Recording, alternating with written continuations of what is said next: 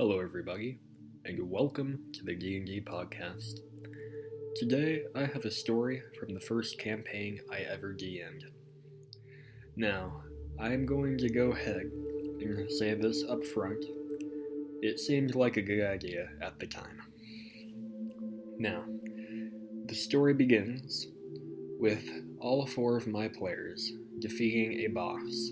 It wasn't too difficult to defeat because there was a second way of defeating it by solving a riddle in the middle of combat, which they were successfully able to do.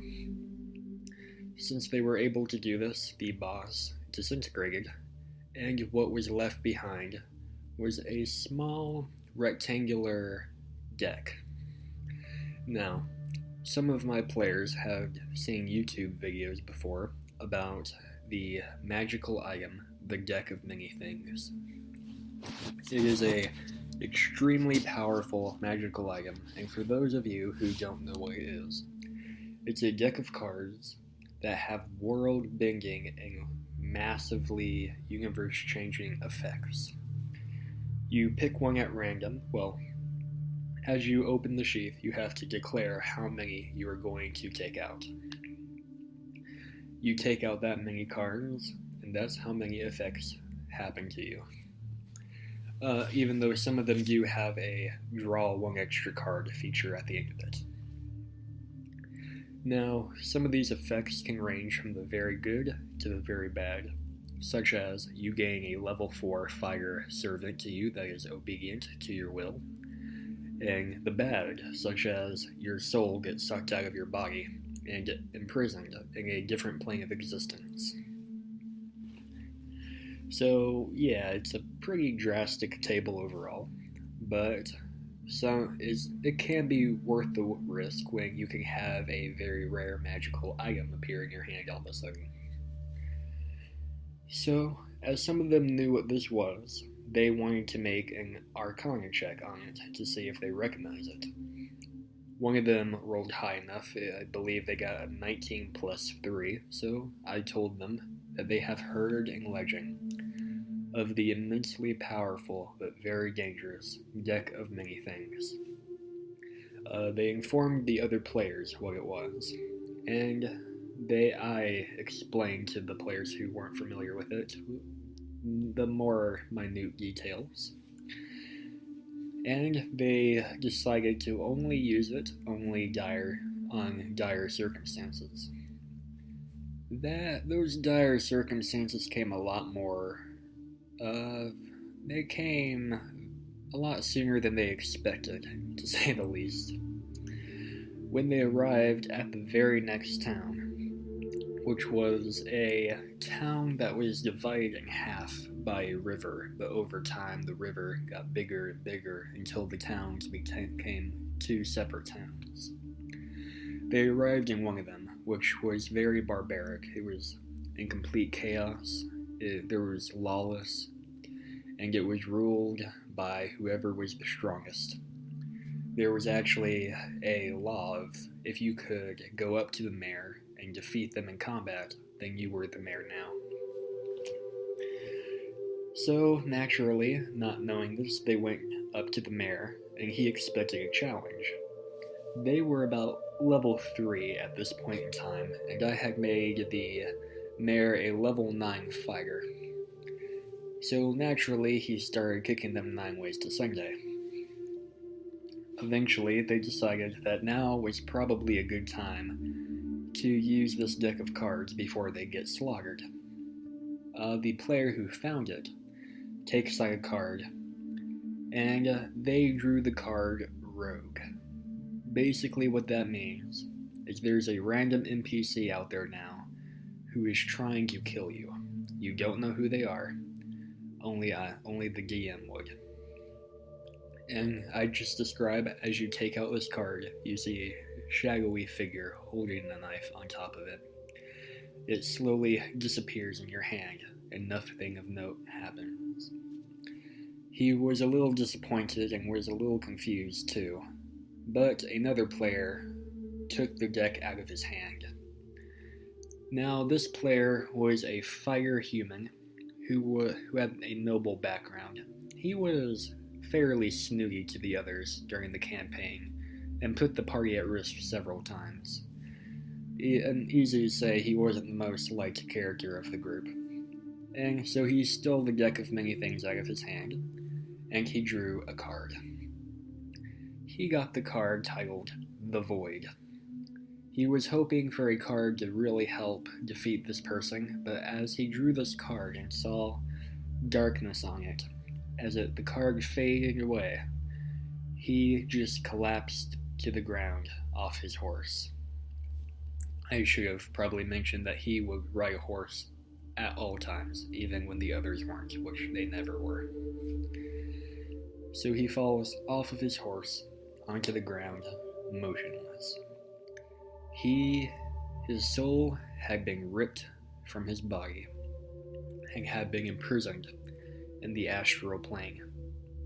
I actually rolled on a table to see which plane he would be on. And the way I interpret this card was that I have seen the Critical Role episode of when Grog was imprisoned in a gym and he was unaware of his surroundings at the time. But I took it as if he was in a literal, unbreakable prison from the inside while he was trapped on this plane.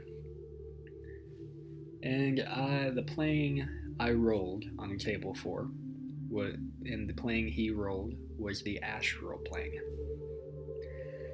So, as his soul was ripped from his body, yet somehow still tethered to it because it was the astral plane, he looked out from behind bars that he could not break and could not return to his body through.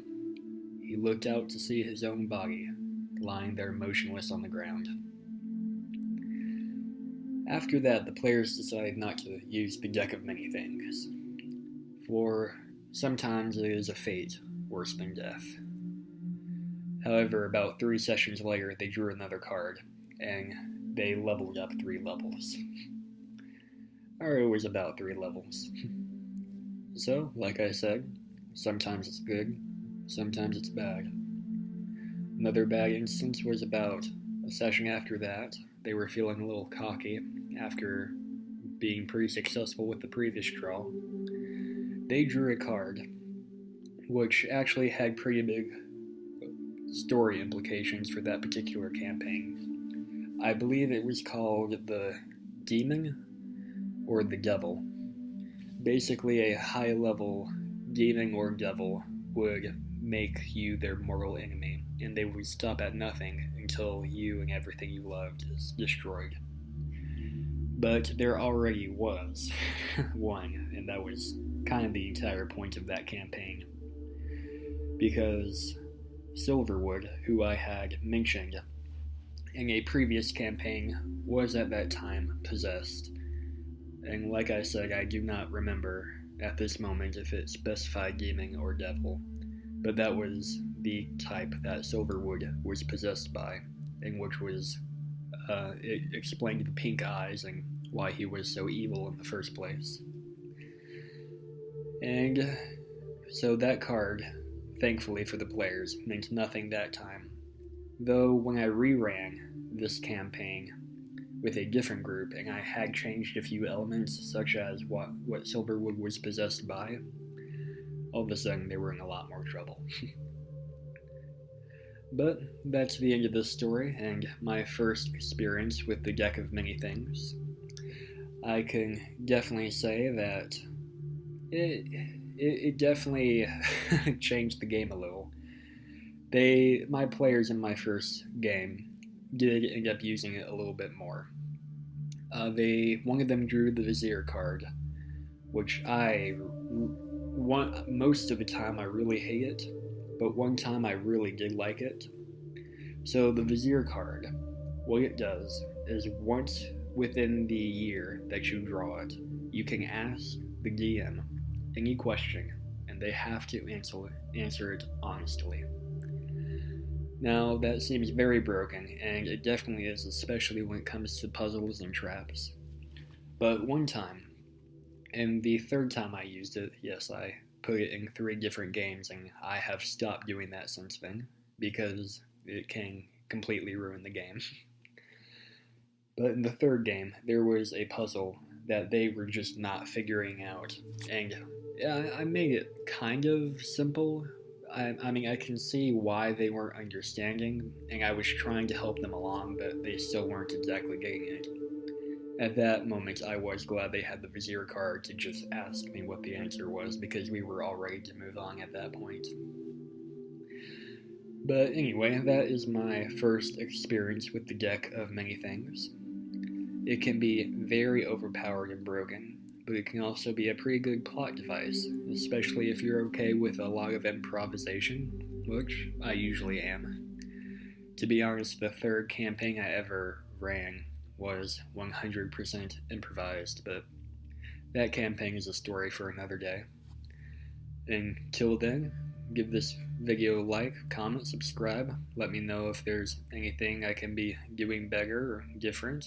Let me know if there's anything you want me to talk about.